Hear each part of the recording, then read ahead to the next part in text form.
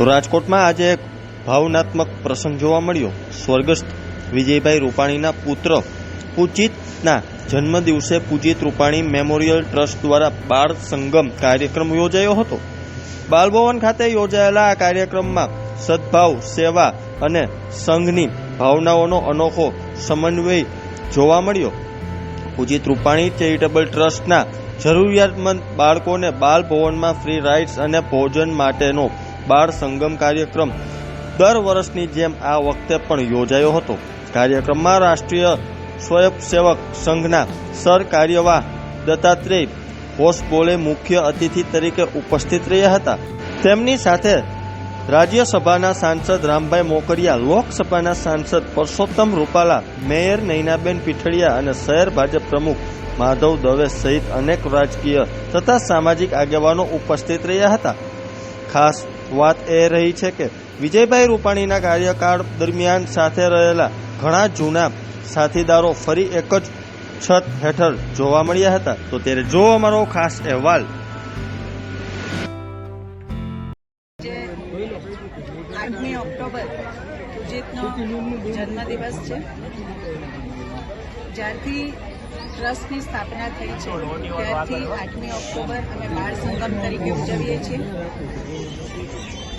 હૃદયસ્થ વિજયને યાદ કરીને આ કાર્યક્રમ આજે એમની ગેરહાજરીમાં ઉજવાઈ રહ્યો છે। એમના જેટલો કદાચ કાર્યક્રમને ઊંચાઈ મળે ન મળે પણ એક પ્રયત્ન જરૂર અમે કરી રહ્યા છીએ કે વિજયની યાદ કાયમ સાથે રાખીને આજે આ કાર્યક્રમમાં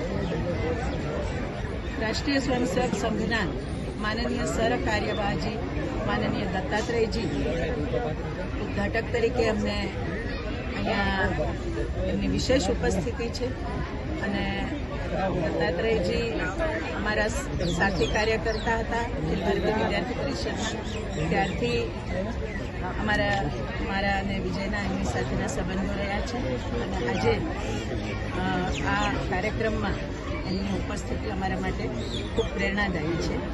આજે આ કાર્યક્રમ 8મી ઓક્ટોબરનો બાલ સંગમનો કાર્યક્રમ બધા જ છોકરાઓ ખૂબ સારી રીતે માણે એવી ખાસ શુભેચ્છા આજે હું પાઠવું છું।